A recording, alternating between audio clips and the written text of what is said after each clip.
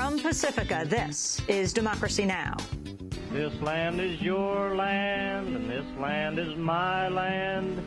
From California to the New York Island, from the Redwood Forest to the Gulf Stream waters, this land was made for you and me. This land is your land. Today, a Democracy Now! Special on the life, politics, and music of Woody Guthrie, the Dust Bowl troubadour.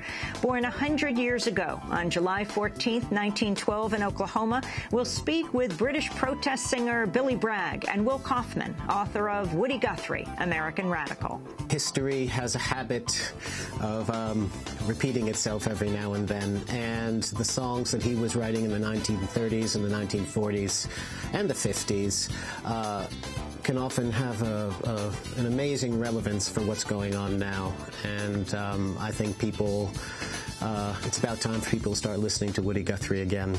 And we hear the legendary folk singer Pete Seeger describe his first meeting with Woody Guthrie in 1940. Woody took over and for 20 minutes entranced everybody, not just with singing, but storytelling.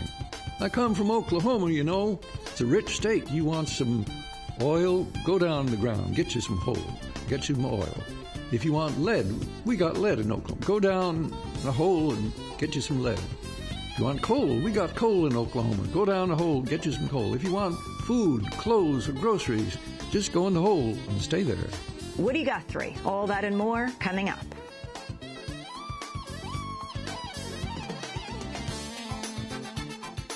Welcome to Democracy Now!, democracynow.org, The War and Peace Report. I'm Amy Goodman. Commemorations are being held across the country this year to mark the 100th anniversary of the birth of one of the country's greatest songwriters, Woody Guthrie. Born on July 14, 1912 in Okemah, Oklahoma, Guthrie wrote hundreds of folk songs, including This Land Is Your Land, Pastures of Plenty, Pretty Boy Floyd, Do-Re-Mi, and this song, The Ranger's Command. Two fragments of film survive of Guthrie performing. One of them, lost in the archives for 40 years, has only just come to light. But the rustlers broke on us in the dead hours of night. She rose from her blanket, a battle to fight. She rose from her blanket with a gun in each hand, said, "Come all of you cowboys, fight for your land."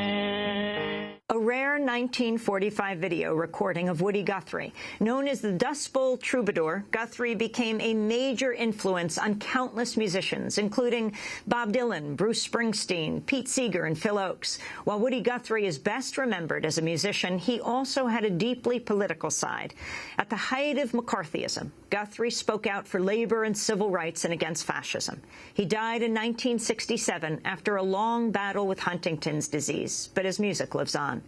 Over the next hour, we'll hear from folk singer Pete Seeger, the British musician Billy Bragg, and the historian Will Kaufman. But first, Woody Guthrie, in his own words, being interviewed by the musicologist Alan Lomax. What did your family do? What kind of people were they, and where'd they come from? Well, they come in there from Texas in the early day. My dad got to Oklahoma right after statehood. He was the first clerk of the county court in Okemah, Oklahoma, after statehood. He is known as one of them old hard-hitting, fist-fighting Democrats, you know, that run for office down there, and he used to miscount the votes all the time. So every time my dad went to town, it's common, the first question I asked him when he come riding in on a horse that evening, I'd say, "Well, how many fights do you have today?" And then he'd take me up on his knee, and he'd proceed to tell me who he is fighting and why and all about it. Put it there, boy. We'll show these fascists what a couple of hillbillies can do. Where did you live, on a farm? Well, no, I was born there in that little town. My Dad built a 6-room house. Cost him about $7,000 or $8,000, and the day after he got the house built, it burned down. What kind of a place was Okemah? How big was it? Well, you remember it when you were a kid. Well, in them days, it's a little town about 1,500, and then 2,000. A few years later, it got up to about 5,000. They struck some pretty rich oil pools all around there at Garrison City and Slick City and Cromwell and Seminole and Bowlegs and Sand Springs and Spring Hill and all up and down the whole country there. They got oil, got some pretty nice oil fields around Okemah there. Did any of the oil come in your family? No, we got the grease. Woody Guthrie, being interviewed by Alan Lomax. We turn now to Will Kaufman, author of the new book, Woody Guthrie, American Radical. Kaufman is a professor of American literature and culture at the University of Central Lancashire, England. He's also a musician who's performed hundreds of musical presentations on Woody Guthrie. I interviewed Will Kaufman recently and asked him to talk about Woody Guthrie's childhood. Well, he was born in Okemah, Oklahoma, as you said, in 1912. He was born to a middle-class, fairly right-wing family. His father, Charlie Guthrie, was a small-town politician, real estate agent, and Klan supporter of the Ku Klux Klan. Some said he was a Klansman. Yeah, there's no documentary evidence to firmly establish that Charlie Guthrie was a member of the Klan, but there's no doubt that he supported them. There's some anecdotal evidence that he sometimes rode out with them on their adventures and may have participated in a lynching that affected Woody years later. But there's no indication that Woody was particularly all that political when he was growing up in Okemah. And then after a number of family tragedies, like the burning down of their house, the death of his older sister in a house fire, the near-fatal burning of his father in a third fire, and the incarceration of his mother in the Oklahoma State Mental Asylum.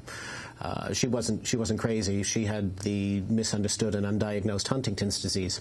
Where after all these tragedies, Woody went to join his father in another boom-to-bust oil town in the Texas Panhandle, a place called Pampa, Texas.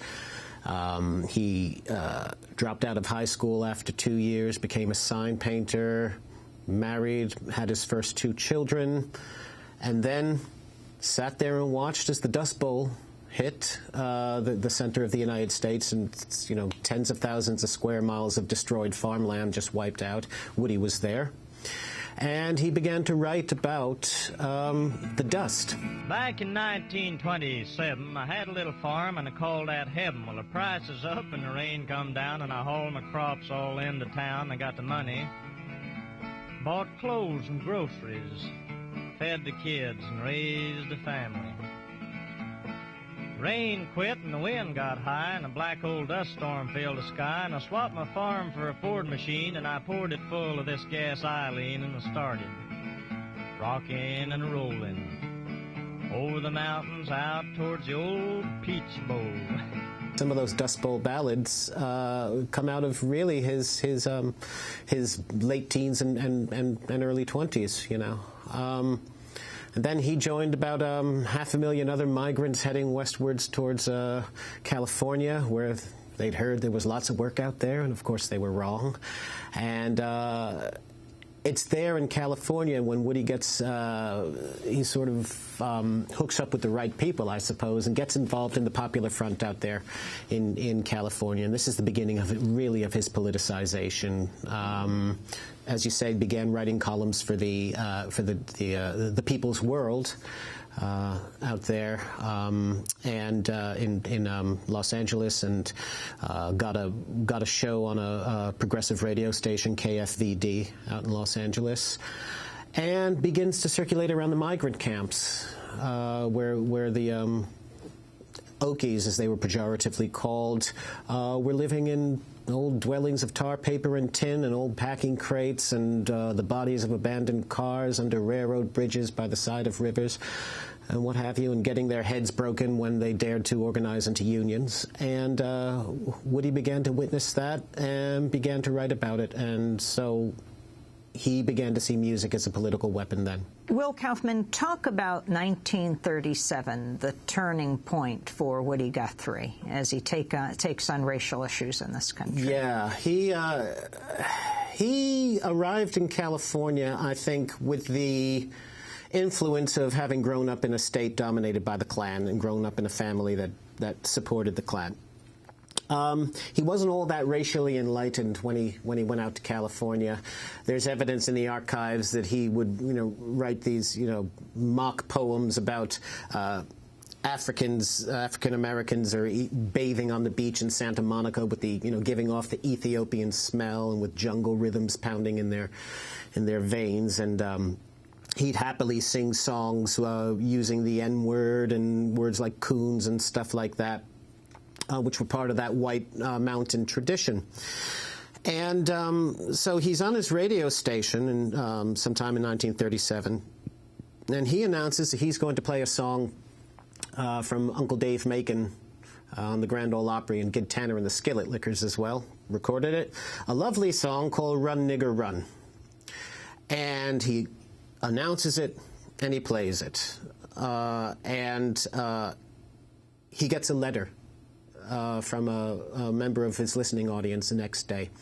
And I know that letter by heart. I've seen it. He says, "You were getting along pretty well in your program tonight until you announced your nigger blues. I'm a Negro, a young Negro in college, and I certainly resented your remark. No person or person of any intelligence uses that word over the radio today."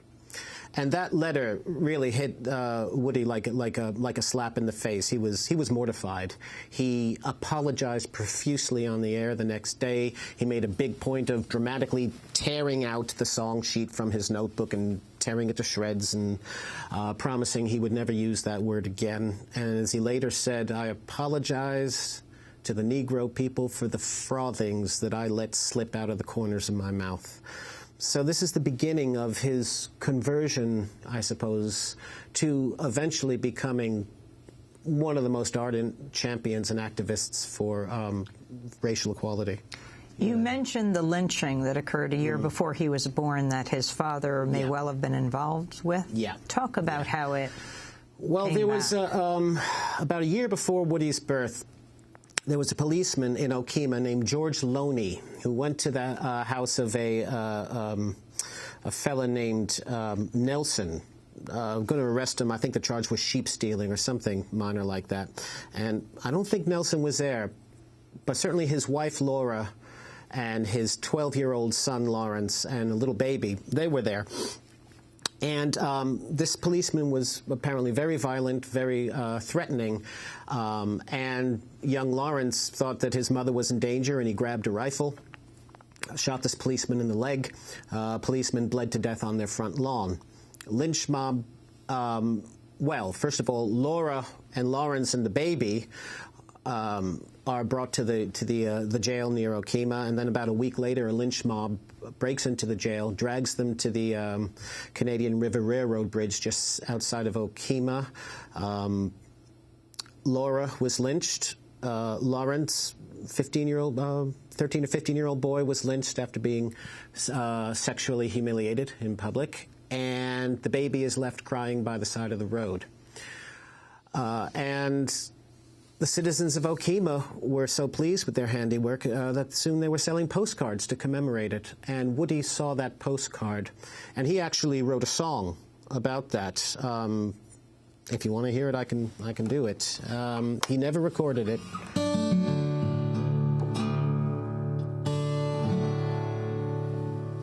It's called "Don't Kill My Baby and My Son."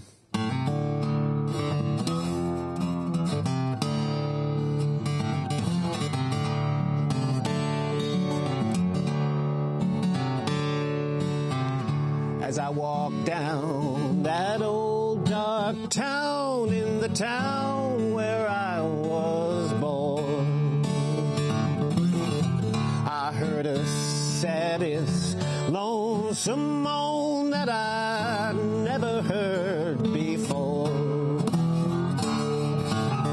My hair, it trembles at the roots, cold chills run down my spine.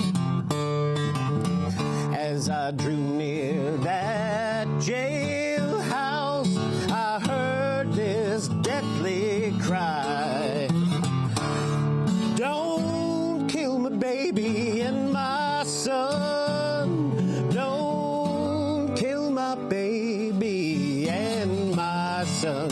You can stretch my neck from that old river bridge, but don't kill my baby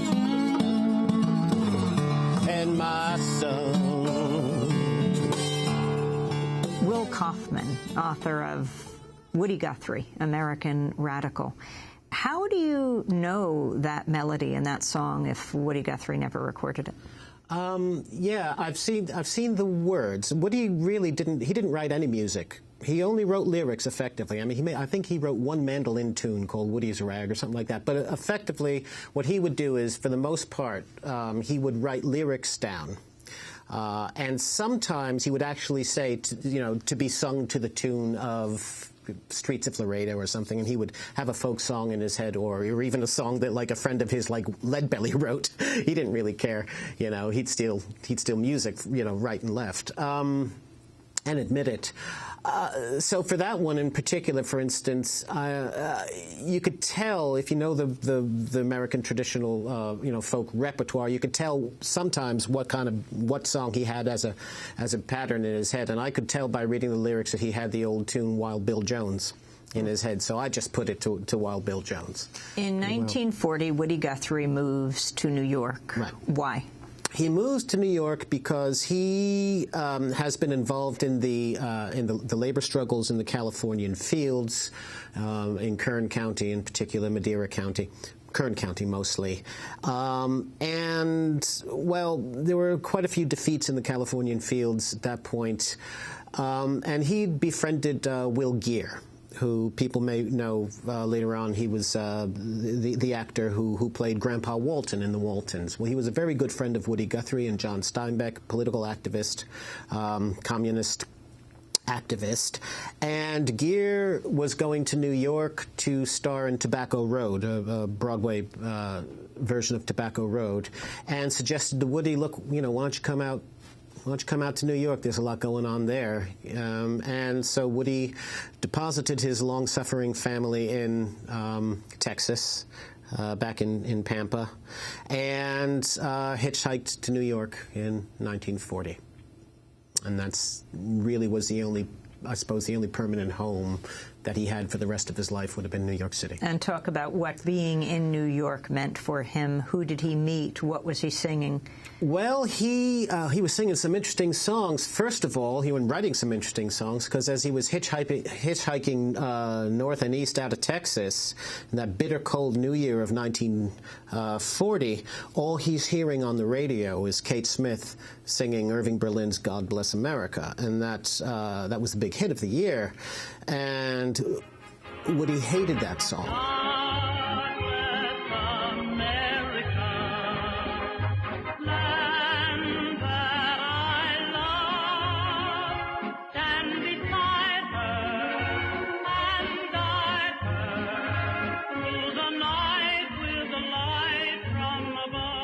Now, I mean, there's two ways you can look at that song.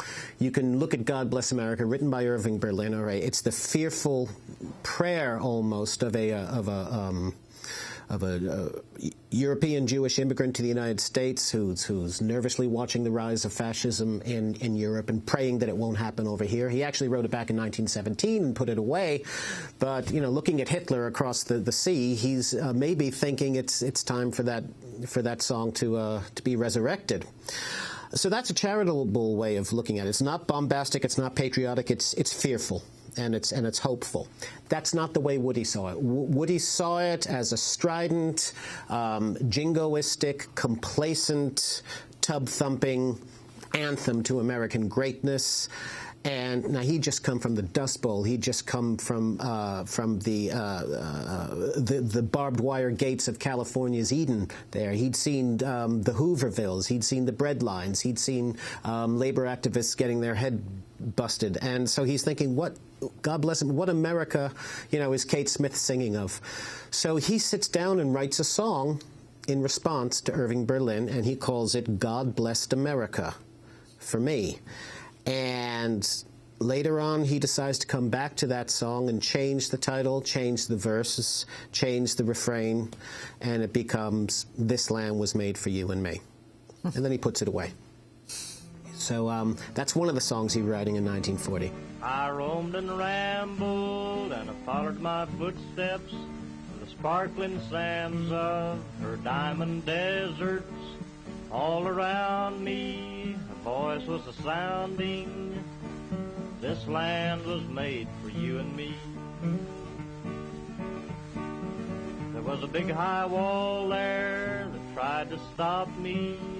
The sign was painted, said private property, but on the backside it didn't say nothing. This land was made for you and me. Let's talk about This Land Is Your Land. Okay. And what it became, in fact, for President Obama's inauguration.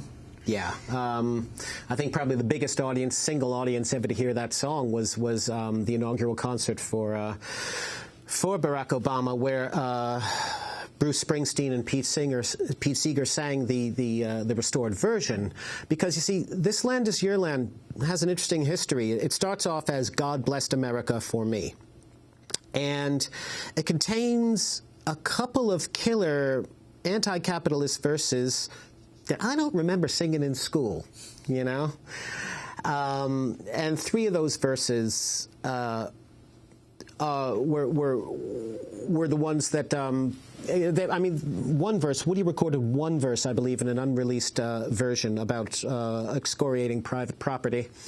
But there's other verses in there, and, you know, that's what Pete said, you know, I'll sing this song as long as I can sing the whole thing. So you can hear the progression of that song from the angry and bitter satire that it originally was to the unofficial national anthem that it became. Did Springsteen and Seeger sing the whole song? They did. They did. They sang the whole thing, and they sang it right into the face of American power. They had to sing it to the President of the United States. There was a big high wall there that tried to stop me. Sign was painted saying private property, but on the other side, it didn't say nothing. That side was made for you and me. You know?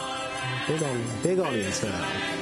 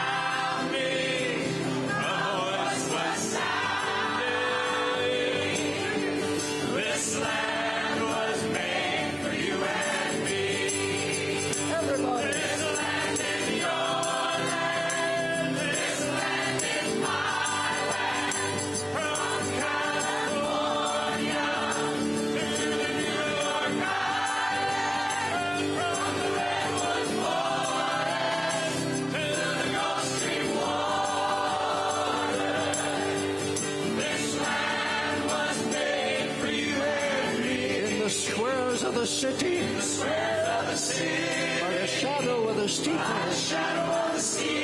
by the relief office, I saw my people as they stood there hungry. I stood there whistling. This land was made for you and me. A great high wall to stop me.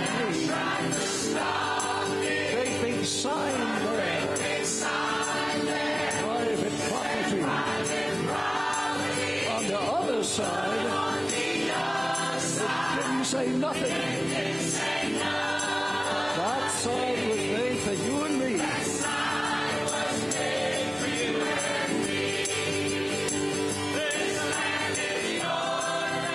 Pete Seeger and Bruce Bruce Springsteen singing This Land Is Your Land in 2009, a day before President Obama was inaugurated. This is Democracy Now!, democracynow.org, the War and Peace Report with a Woody Guthrie special. I'm Amy Goodman.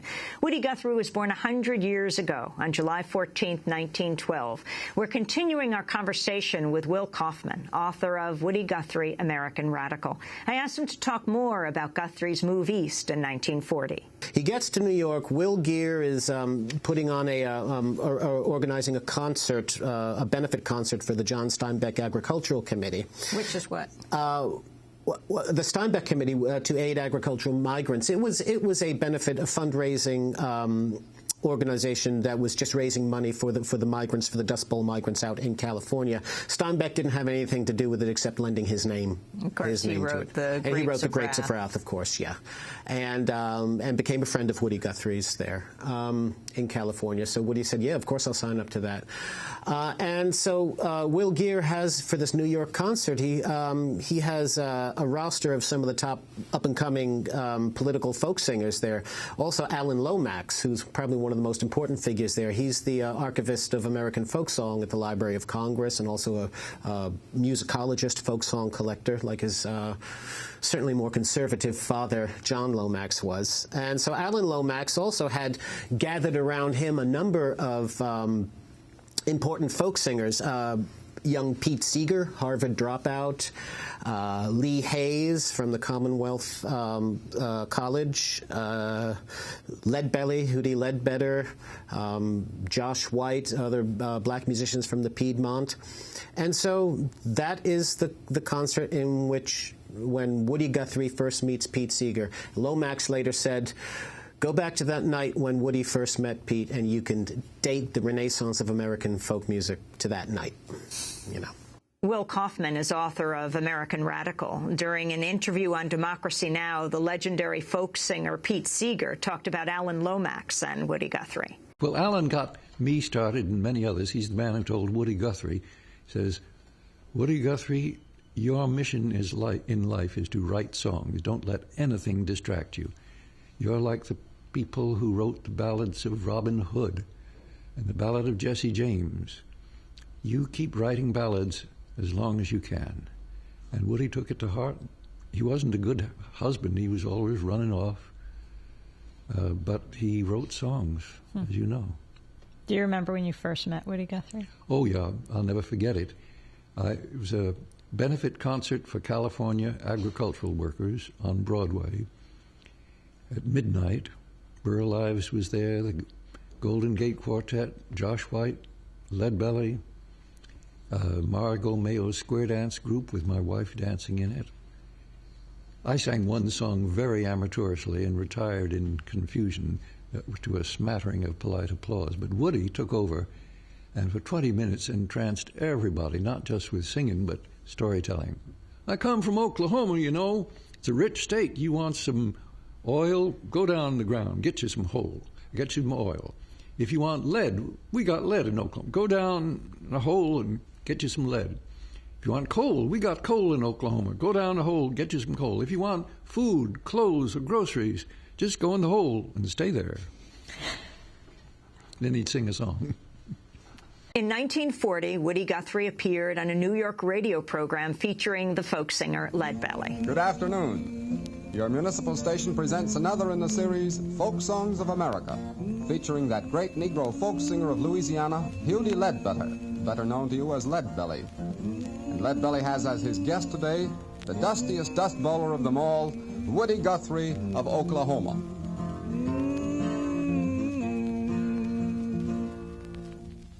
Well, I think now we're going to sing you one. Here's a song here that has to do with a book and a motion picture that come out here a while back by the name of The Grapes of Wrath, wrote down by a man, John Steinbeck, that throwed a pack on his back and went right out amongst the people to see just what is going on in the United States. And it just so happened that he hit a jackpot because he knew where he was going. He knew what he was writing about. So, I didn't read the book, but then I seen the picture 3 times, and I come home and I sat down and I wrote up a little piece about it. The name of this is The Ballad of Tom Joad.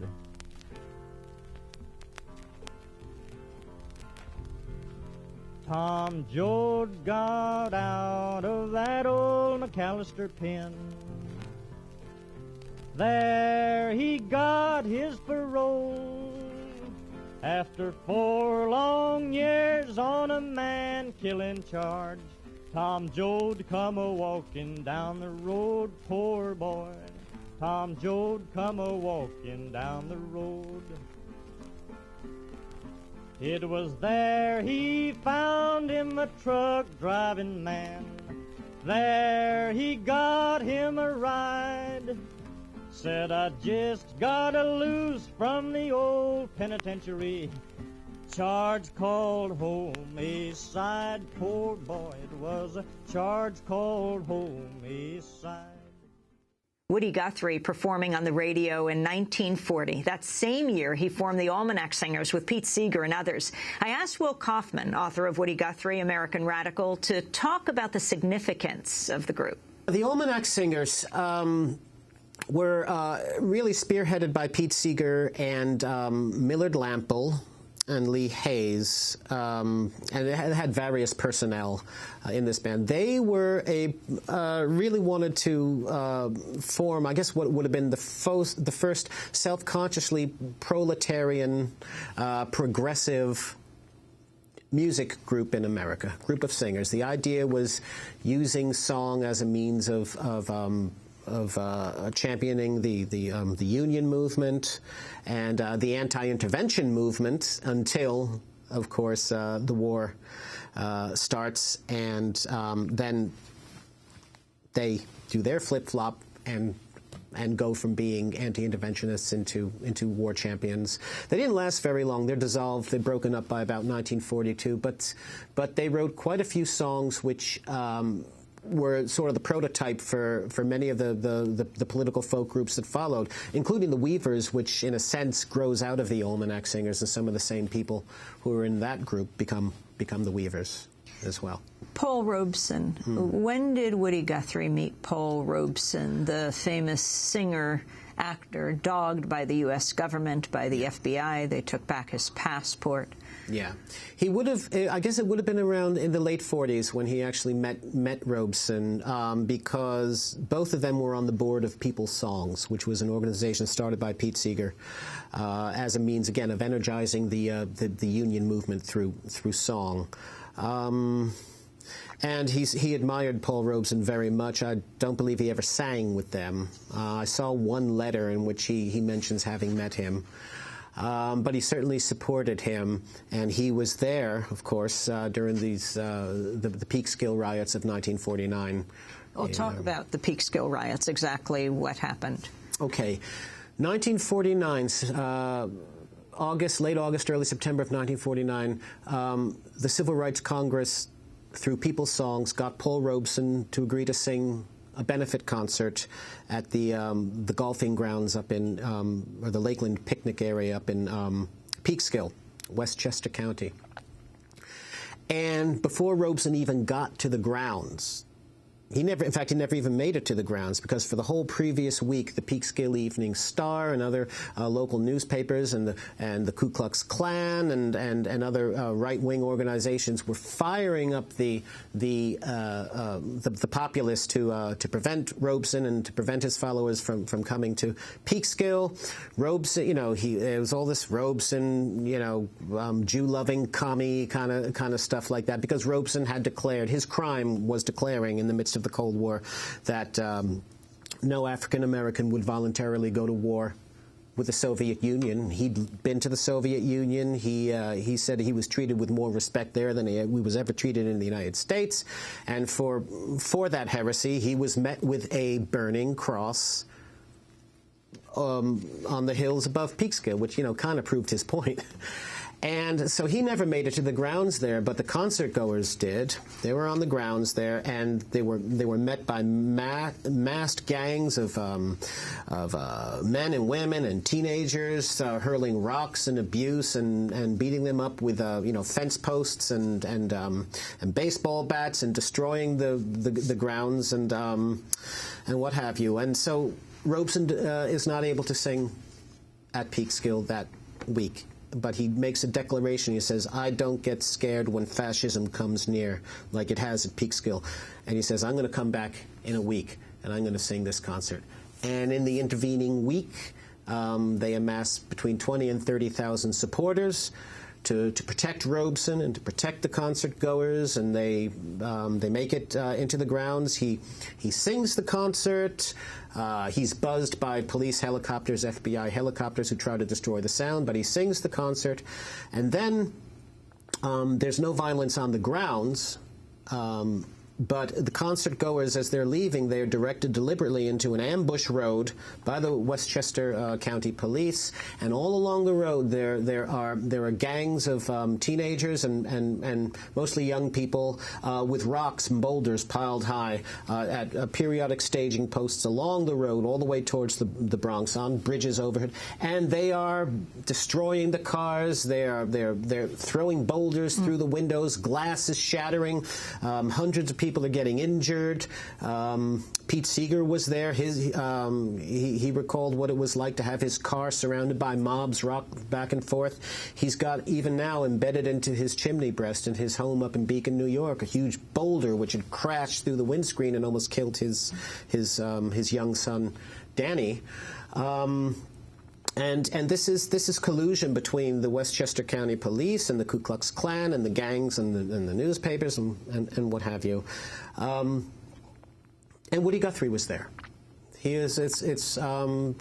I was really been surprised that none of the major biographies about Woody have made a point of actually placing him physically at Peekskill, because he was so astounded by what he saw. He was on a bus with Lee Hayes, and he said, I've seen some bad stuff, but this is about the worst I have ever seen.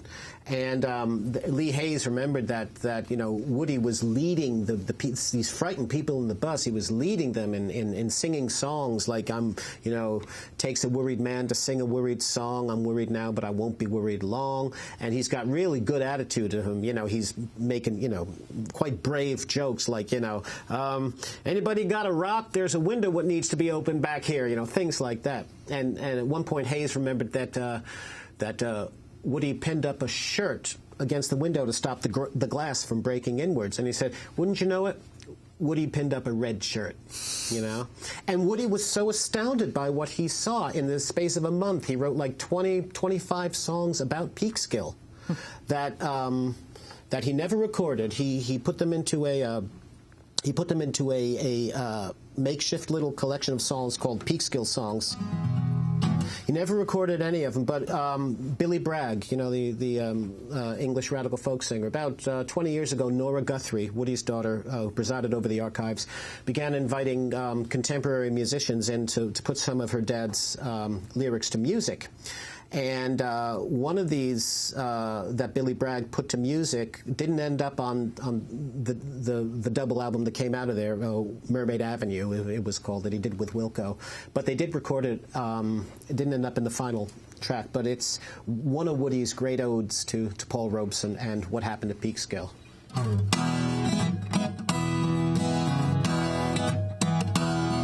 Paul Robeson, he's the man who faced down the Ku Klux Klan. Over Peekskill's golfing grounds, his words came sounding, and all around him there to jump and clap and cheer. I sent the best I had, my 30,000. The Klansman leader said old Paul would lose his head when 35,000 vets broke up his concert. But less than 4,000 came to side in with the Klan, and around Paul's lonesome oak, my 30,000. A beer-soaked brassy band went snorkeling around the grounds. 400 noble souls, Westchester's manhood. And they looked exactly like fleas on a tiger's back, or lost fish in the waters of my 30,000.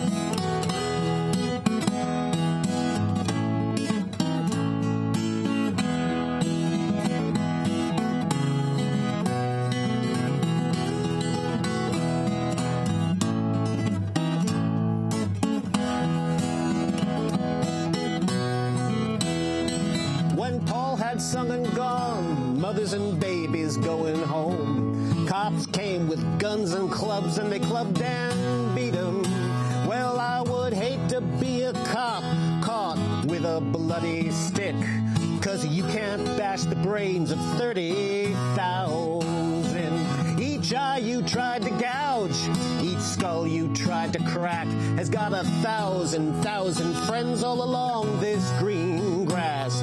You will furnish the skull someday. I'll pass out the guns and clubs to the billion hands that love my 30,000. Each wrinkle on your face, I will know it at a glance. You cannot run or hide, nor duck, nor dodge 'em.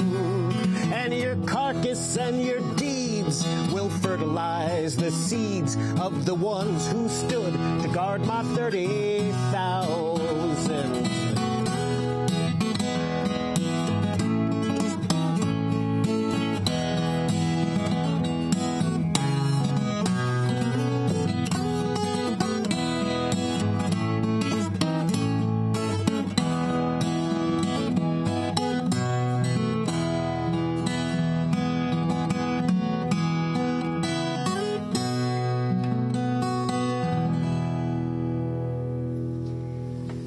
Kaufman, American Radical, Woody Guthrie. Woody Guthrie, American Radical is his book. Howard Fast said about Peekskill, that's the sound of fascism, not in Germany, but here in America. Remember it. Let's talk more about the red baiting at that time and how Guthrie responded to that. Well, it was going on. The red baiting really started with the even before, I suppose, the election of Truman. In the late 40s. First, what Woody watches, to his astonishment, is the purging of the union movement. I mean, many the communist movement, the Communist Party, and affiliated organizations had worked to build many of the American unions and the CIO and what have you, and then they join in the purge right after the war of much of the left wing and much of the militancy of the labor movement. So that's the first thing that Woody watches, to his utter disillusionment. He calls himself, he says, my radical soul is so lonesome at this point. He feels increasingly marginalized politically.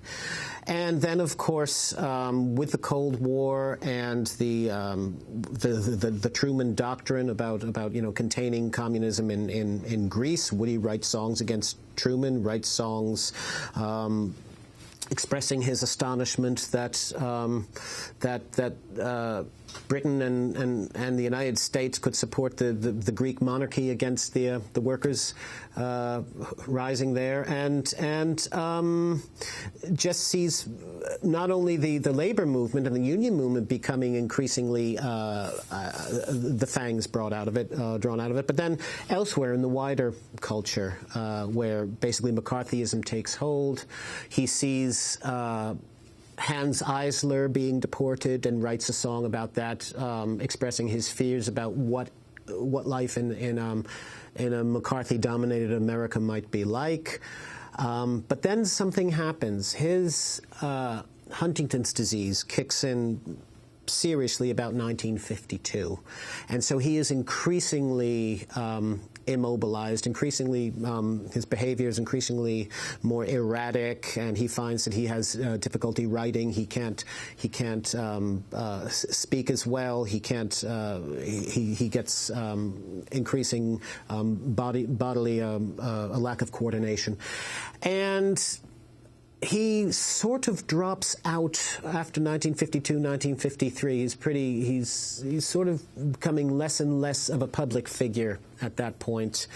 But he is watching from the sidelines what is going on. Pete Seeger gets called to the McCarthy committee. Well, McCarthy's gone, but the committee is certainly still there. 1955. And unlike Burl Ives, who named names to the committee, and unlike Josh White, who called himself a communist dupe, or dupe of the communists, and Woody excoriated them in letters. I mean, some real bitchy stuff coming out of Woody Guthrie about his former friends there. Pete Seeger decides to take the First Amendment, not the Fifth. He takes the First Amendment. You have no right to ask me these questions. You sitting up there on that, you know, in your inquisitorial dais there.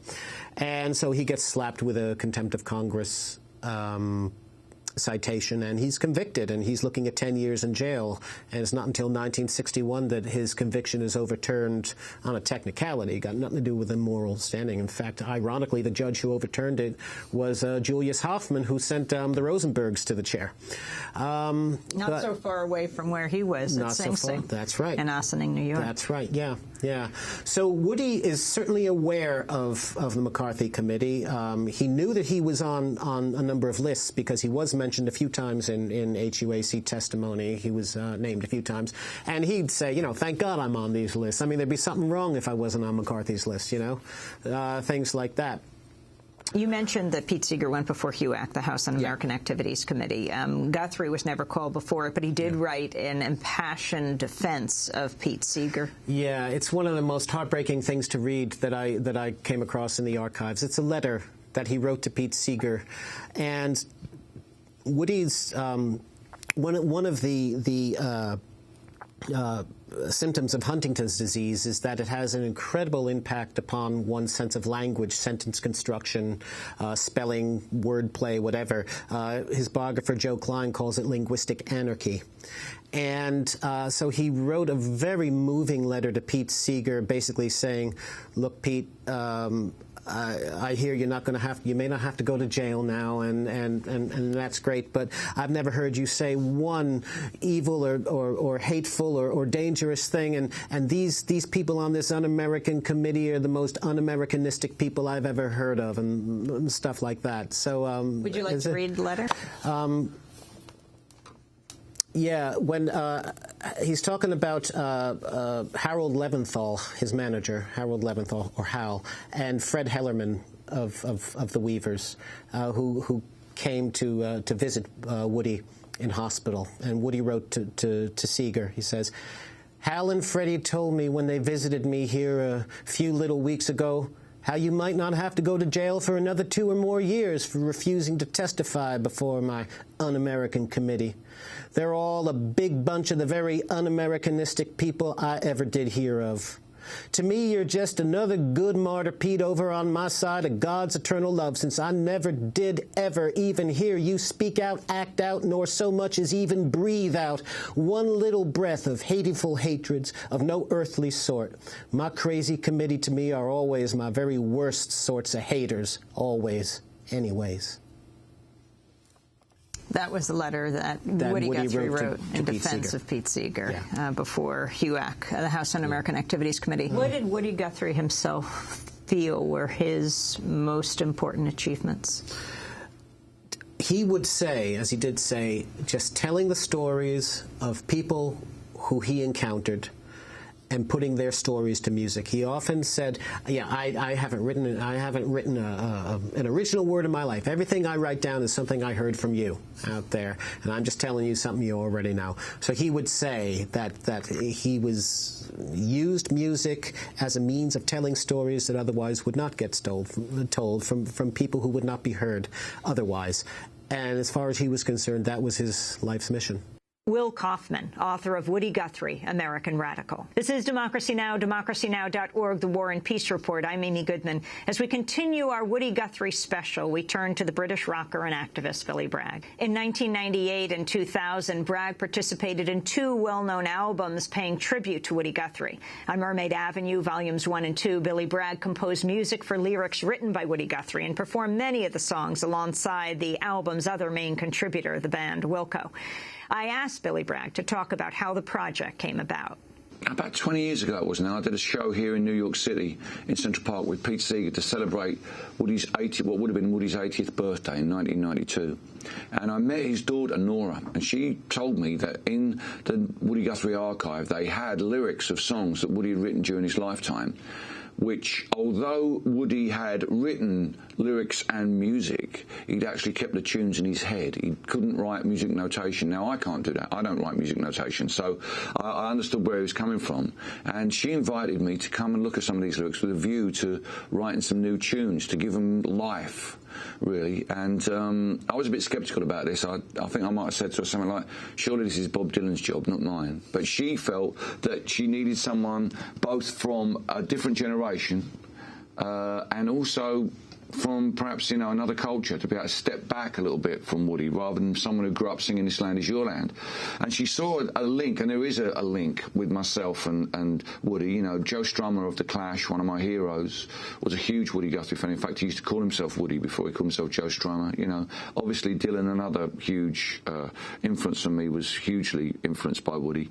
And then you get back to the little guy himself. You know, he's the father of the political song tradition, as far as, you know, in our culture is concerned. So, talk a little about him, for people, young people especially. Yeah, well, Woody Guthrie was born in 1912 in Okemah, Oklahoma, and during the last great American Depression, he was writing incredible songs about the internal migrations in the United States of America, people who had to leave the Dust Bowl, the areas of the Texas Panhandle, of Oklahoma, of Arizona, and move to the fruit orchards in California. It was a huge mass migration, similar to the kind of it's kind of a east to west migration. Now the migration is kind of like south to north that's going on, but that great migration is still going on.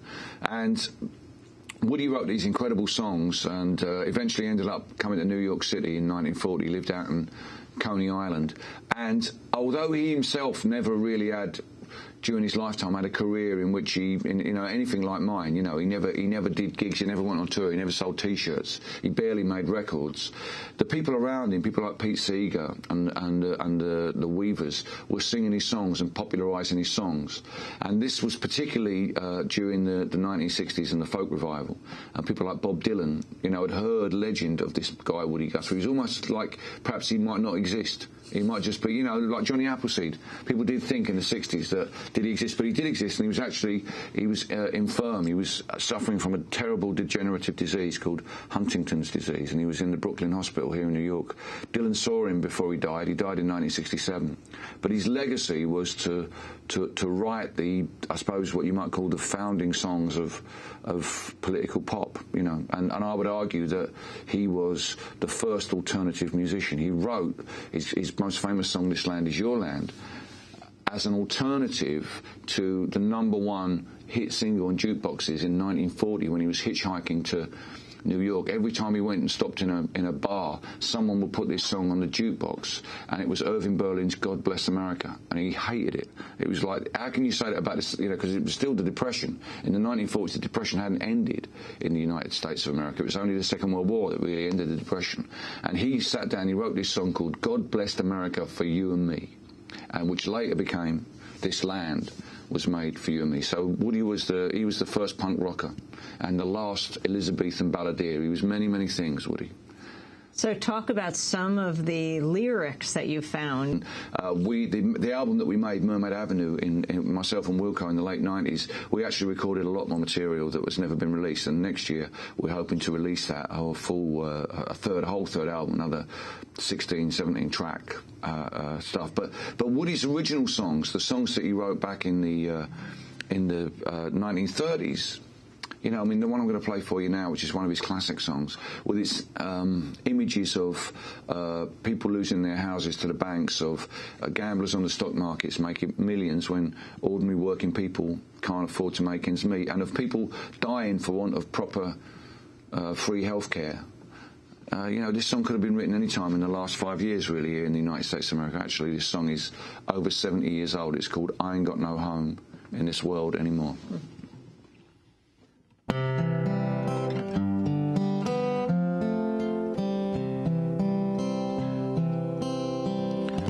I ain't got no home, I'm just a roaming round, just a wandering worker. I go from town to town, and the police make it hard for me no matter where I go. And I ain't got no home in this world anymore.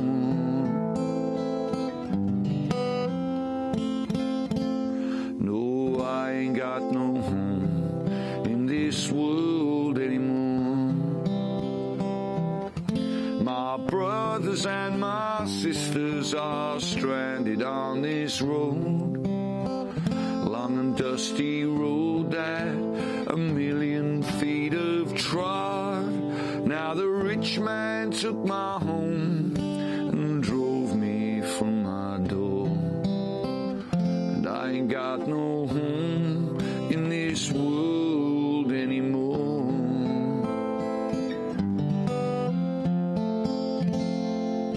No, I ain't got no home in this world anymore.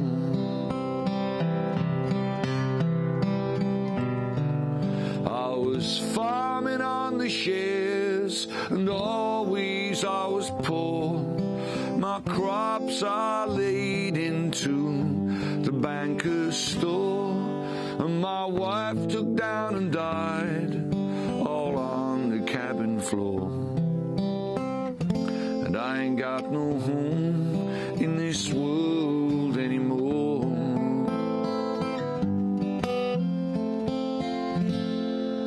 No, I ain't got no home in this world anymore. I'm minding your minds, and I gathered in your corn. I've been working, mister, since the day that I was born. Now I worry all the time, like I never did before. And I ain't got no home in this world anymore.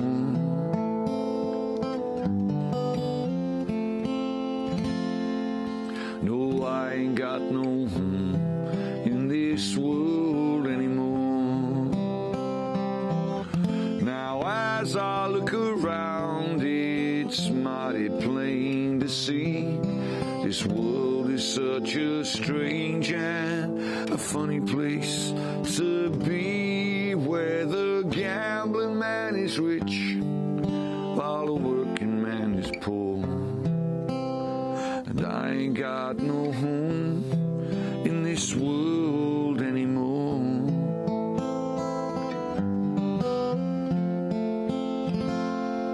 No, I ain't got no home in this world anymore.